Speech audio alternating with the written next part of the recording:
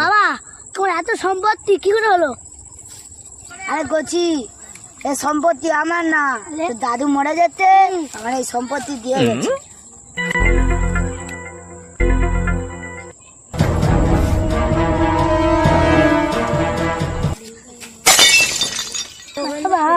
তুমি কোথায় গেলো? সব দিকে নষ্ট হয়ে গেল।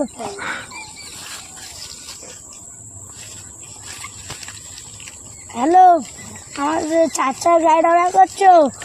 আসছে কি দিয়েছেন? হ্যাঁ, ভাই ব্যাগ অর্ডার করছো? অ্যাপেলটা অর্ডার করেছো? ঠিক আছে, যাচ্ছে।